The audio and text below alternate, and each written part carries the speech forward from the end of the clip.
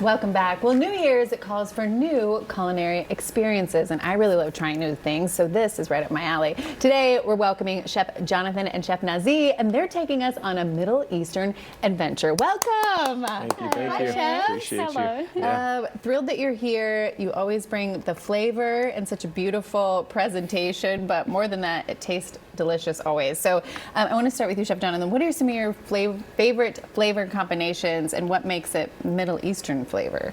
Well, I think just the balance, and I think that's what Middle Eastern cuisine does. So it pops a lot of flavor. So you have like a lot of acidity, a lot of fattiness, and you have a lot of herbs and stuff like that. So it really just brings everything together. That's what really is fantastic about Middle Eastern cuisine for me. Like the flavor just punches you in the face, and that's fantastic. Ooh, I love that. Okay, let's talk about what we're making today, and then we'll get into the ingredients. But tell us first what this dish is. So we got a variation of a kookoo. So we're doing a salmon kookoo, and what's great about a kookoo is similar to a frittata, but it's really herb heavy, so it's really healthy and flavorful.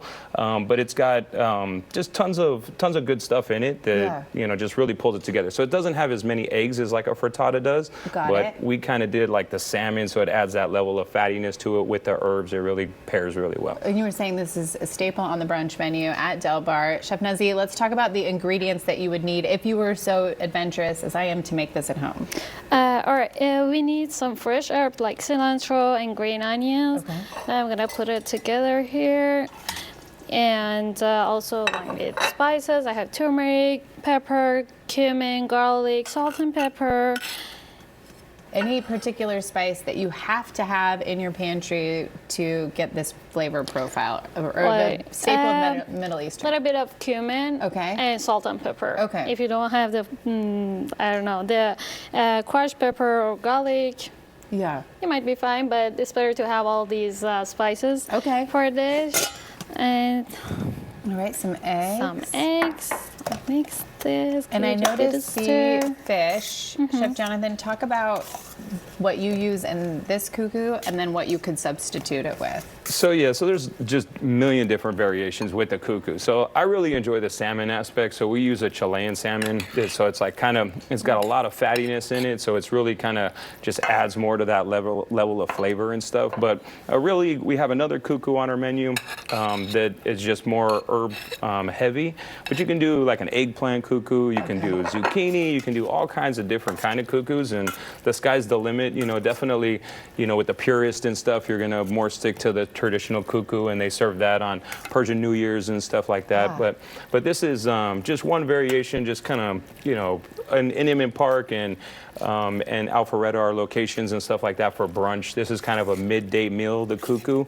So it's kind of works perfect for lunch. So as you're coming in, 12 o'clock, 1 o'clock, it's just kind of one of those things that kind of is like a lunch item, but yet super good for brunch and stuff. Yeah, super tasty. So just mix all that together. Mix all that together, and you have your pan with a little bit of oil.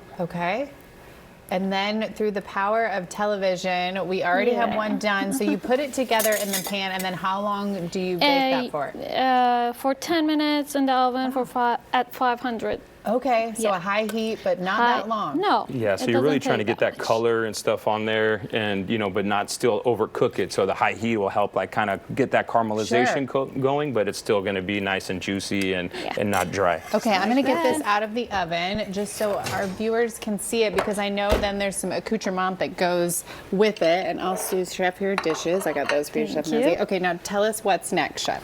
So here we got a little avocado tahina here. So it really kind of adds to that next layer of fattiness too as well. And then, so as you go through, this is kind of just our variation too as well, that's super tasty. But I really enjoy this aspect. So we have like a little bit of a chili oil here. And the chili oil kind of just makes that next level of heat. And then to add another level of crunch too as well, we have some fried leeks that we put on top. And then, just garnishing anything that you want to garnish with, you're going to use what kind of is inside, and that herb heavy stuff that we got to add that another level level of freshness. But it's really a fantastic dish, and we do serve it in our Alpharetta location for lunch and brunch, and then in Inman Park too, we do it on our brunch menu. It is one of our top sellers, but it's a fantastic thing. But yeah, please come to Delbar. Yeah.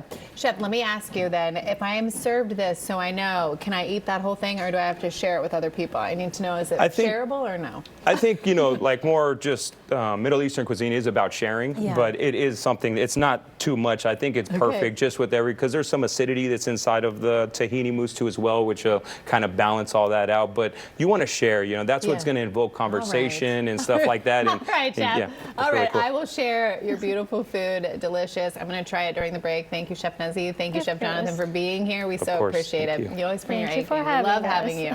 All right, well, coming up after the break.